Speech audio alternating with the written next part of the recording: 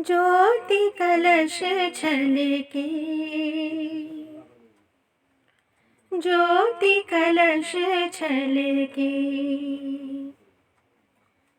ज्योति कलश छलके, ज्योति कलश छलके। हुए गुलाबी लाल सुनहरे रंग दल बादल के, ज्योति कलश छलके।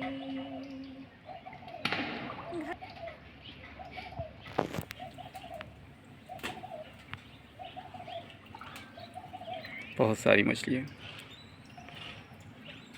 क्योंकि इनको कोई भय नहीं है, इसलिए आराम से यहाँ घूम रही हैं और डरती भी नहीं हैं। इनको देख के बड़ी खुशी हो रही है, मन देखते देखने में लगा हुआ है।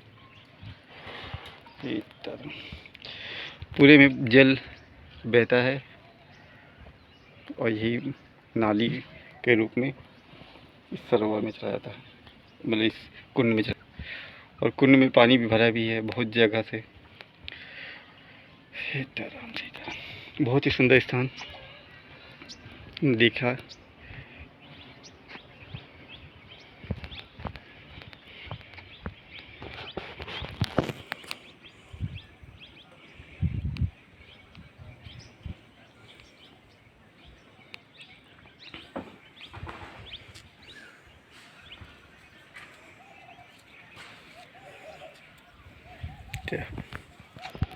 ये किला वाकई बहुत बड़ा सा है। मंदिर के बाहर, नीलकंठ मंदिर के बाहर से देखने में दूर दूर तक प्राचीर दिखती है किले की। ये क्लिंजर का किला वाकई बहुत प्रसिद्ध और बहुत बड़ा है। इसमें जंगल भी है, गांव शहर पूरा एक सिटी बस जाए इतना बड़ा है। और पहाड़ पे काफ़ी ऊंचाई पे है, तो काफ़ी हद तक बहुत सुरक्षित है। चारों तरफ इसके द्वार हैं, गेट हैं। और बहुत सारी इमारतें हैं जो अब टूट के खंडहर हो चुकी हैं एकदम से, तो उनका पता भी नहीं चलता कि क्या थी, जो इतिहास के पन्नों में अब खो चुकी हैं। बस जो बची हैं उन्हें ही संजो लें, वही बहुत बड़ी बात है। ये आगे रंग महल, मोती महल, कीरा महल, शनिश्री तलाई, ये एक तालाब ही है।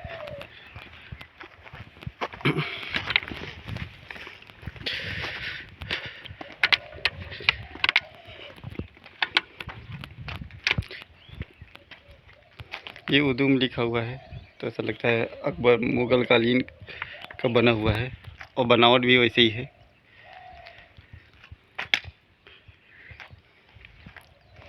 और इसके सामने ही ये बहुत बड़ा सा तालाब है।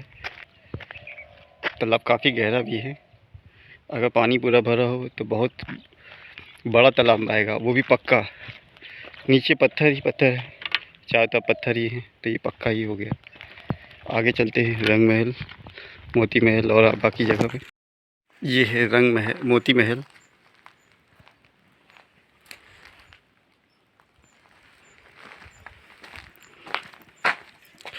बहुत अधिक टूट जाने की वजह से ये कैसा रहा होगा ये पता ही नहीं चलता है अभी के टाइम के हिसाब से।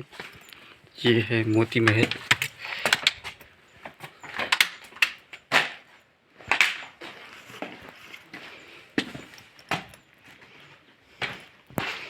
लकड़ी की छत हुई होती थी, बीम डली होती थी। कमरे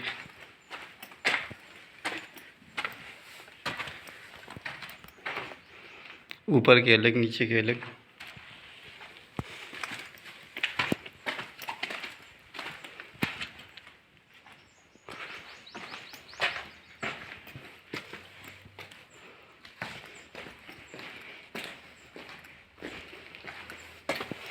ये मंदिर जैसा लग रहा है, हालांकि अभी मूर्तियाँ नहीं हैं, पर ये मंदिर ही रहा होगा,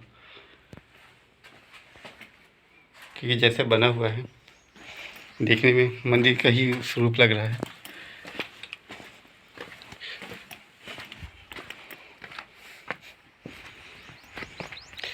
बना बहुत सारा था पर टूट भी बहुत सारा गया।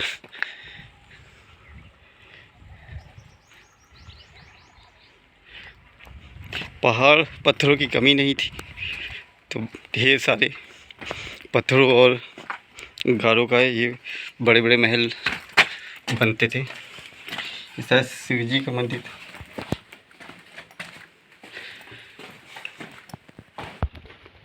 ऊपर जाने के लिए सीढ़ी भी बनी हुई है।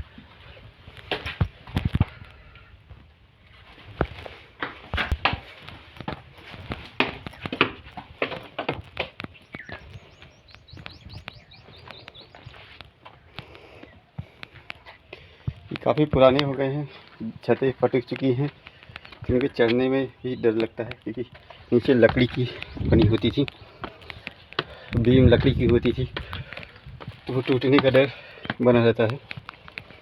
हालांकि लकड़ी उस समय बहुत मजबूत रही होंगी, पर अभी के हिसाब से काफ़ी कम हो गई।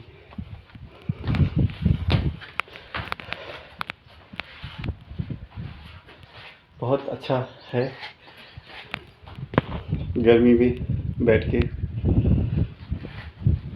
हवा बहुत अच्छी लग रही है, धूप भी नहीं लग रही है, और इतनी मोटी परतें होती थी कि धूप का भी असर नहीं होता था।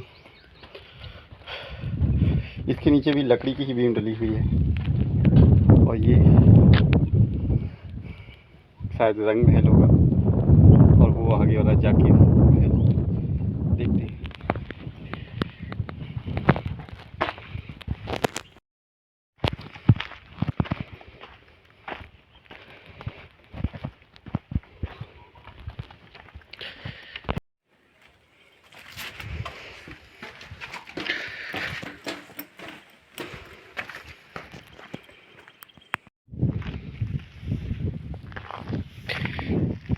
ये है रंग महल।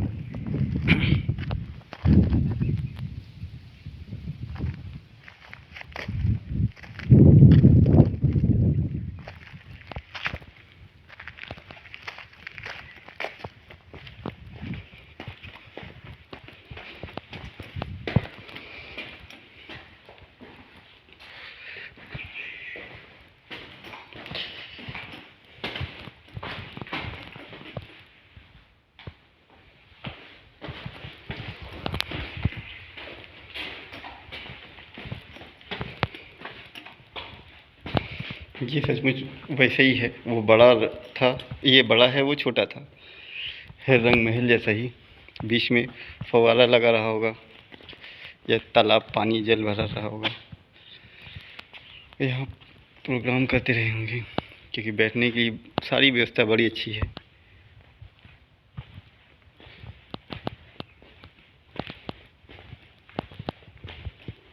और उसके पीछे पीछे कमरे भी हैं।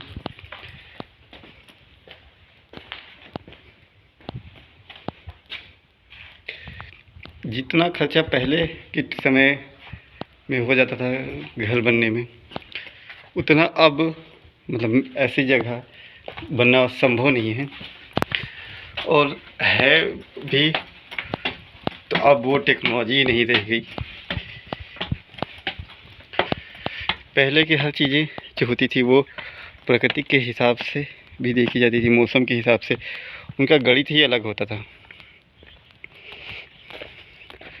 अभी बस केवल ज़रूरत की चीज़ें की ज़रूरत पूरी करनी है,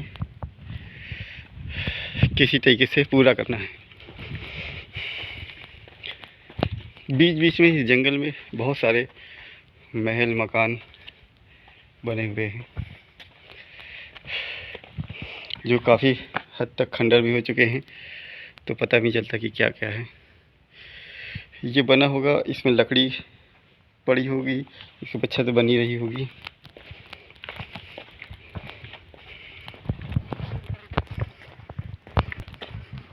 जो समय के साथ साथ लकड़ी गल गई होगी, और ये वो हो गए होंगे, कमरे खुल गए।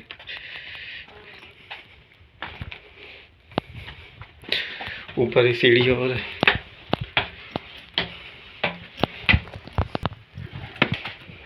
एक फ्लोर ये भी था और ये भी वैसे ही लकड़ियाँ गल चुकी हैं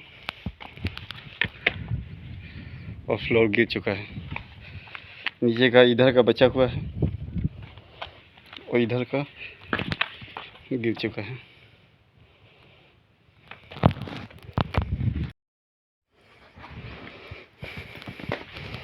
ये रंग महल बहुत ही सुंदर है, बैठने की अच्छी व्यवस्था, और ये सब कुछ इस किले के अंदर है जिसे कलिंजर का किला कहा जाता है। ये पूरा जंगल इसके अंदर ही है। जहाँ तक यहाँ दूर दूर तक जो भी जगह दिख रही है सब किले के अंदर है, कुछ भी किले से बाहर नहीं है। तो आप सोच सकते हैं, समझ सकते हैं कि कितना बड़ा किला है ये।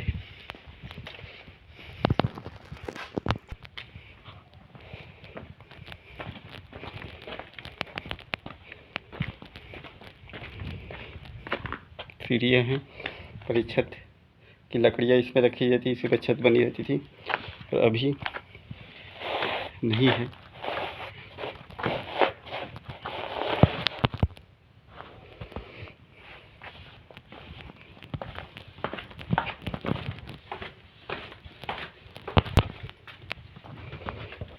हम उस तरफ से गए हुए थे और यहाँ पे भी 4 सीढ़ियों का चारों तरफ से चढ़ सकते हैं। अगल बगल कमरे में बने हुए हैं। ये है रंग महल कलिंजर किले का। यहाँ पे हर जगह कुछ न कुछ बना ही है। ये कोटी तीरथ तालाब के उत्तर किनारे पर पत्थर महल मस्जिद, ये कोटी तीरथ तालाब है। तालाब बहुत बड़ा है, अभी भी जल है इसमें।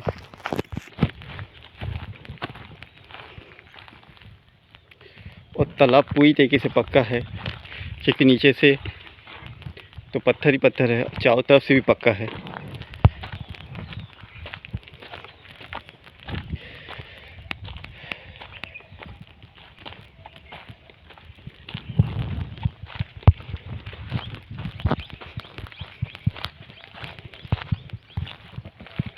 यहाँ से भी उतरने का रास्ता है।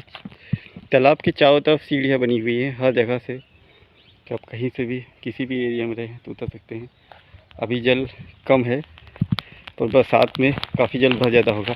तो पशु पक्षी जो हैं यहाँ पे रहते हैं किले के अंदर, क्योंकि किला काफ़ी बड़ा है, जंगल का भाग बहुत अधिक है, तो पशु पक्षी रहते ही रहते होंगे।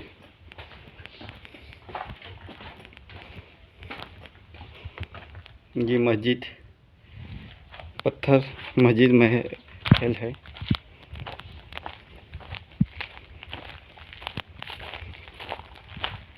इतनी बड़ी जगह है और इतनी ढेर सारी जगह बनी हुई है। ये वो जगह है जो अभी बच गई है। जो बहुत सारी जगह, जितनी जगह है उससे कहीं ज़्यादा जगह वो खंडहर हो चुकी है। और उसके अलावा जब लोग रहते होंगे उस समय कुछ और ही रहा होगा, और अधिक बनी रही होगी। ये पत्थर मस्जिद महल।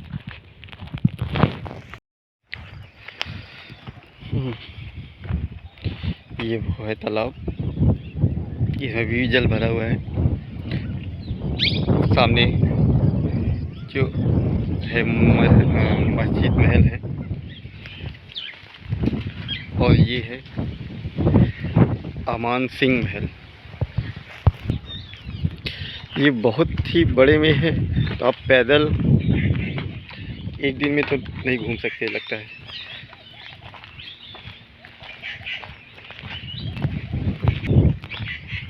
ये राजा अमान सिंह का महल है।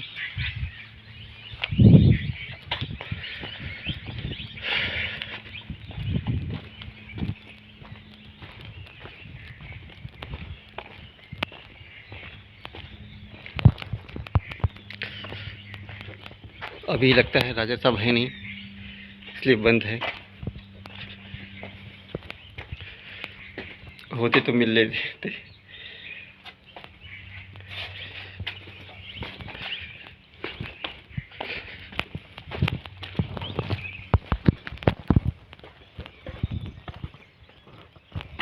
हर जगह से तालाब तक जाने का रास्ता है। एक ये अच्छा भी है क्योंकि कहीं भी ढेर सारे बने हुए हैं तो आपको दूर नहीं जाना पड़ेगा कि खुद ही इतने बड़े बड़े महल हैं, स्थान हैं कि अगर आपको एक जगह से दूसरी जगह जाना हो तो बहुत अधिक टाइम लगेगा। बहुत ही सुंदर घाट बना हुआ है। ये चारों तरफ से बंद है, एक ही दरवाज़ा था जिसमें से अब जा नहीं जा सकता क्योंकि बंद है।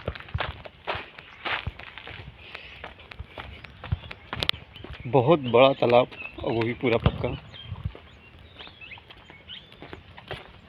देव ओम नमः शिवाय, ओम नमः शिवाय। ये भोलेनाथ का मंदिर। जय हो जय हो जय हो। बहुत ही सुंदर मंदिर है भोलेनाथ का। जय हो। और ये भी मंदिर, घाट के किनारे मंदिर ही बने होते थे, वैसे यहाँ भी है, तालाब के किनारे मंदिर है। राजा का महल भी पास में ही, मंदिर भी, तालाब भी। इस किले को किसने बनवाया था ये ठीक नहीं पता है। तालाब इधर भी है और इस तरफ भी है। यहाँ पे पुराने ढेर सारे पत्थरों में जो कलाकृतियाँ बनाई गई थी, जो टूटे फूटे अवशेष हैं, वो सब यहीं पे पड़े हुए हैं। ये तो लगता है विष्णु भगवान की लेटे हुए शेष सैया वाली मूर्ति रही होगी जो टूट चुकी है।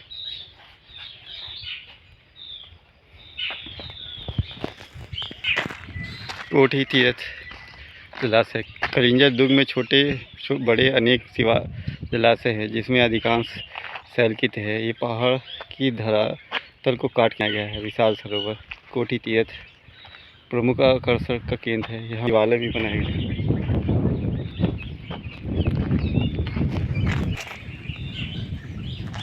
ये पत्थर महल कोठी तीर्थ।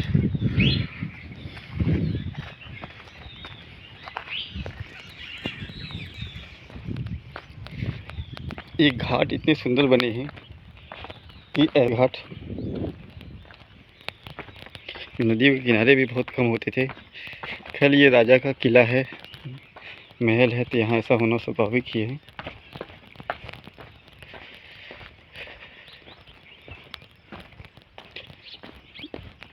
बहुत सुंदर व्यवस्था किए गए हैं। ऊपर यहाँ से जाने की व्यवस्था है और नीचे से जल इधर से उधर जाता होगा।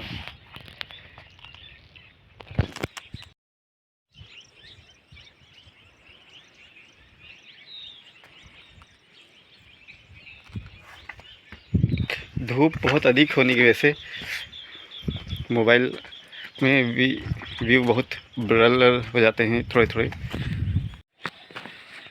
का महल जो है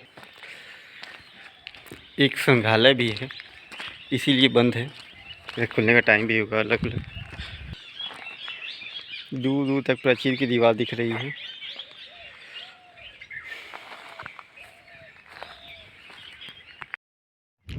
ये अमान सिंह महल के पास ही है।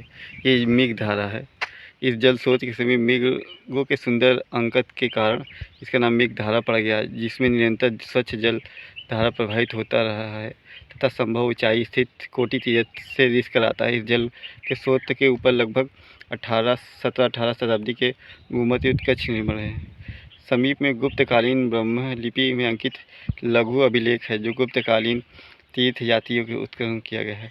इस रोचक पौराणिक कथा के अनुसार कुशिक ने अपने पुत्रों को उनके आचरणों से क्रोधित होकर उस स्थान के उत्कृष्ट मृगों को तड़ित इन पुत्रों ने किया था। ये मेघधारा के नाम से जानी जाती जगह, चल के देखते हैं।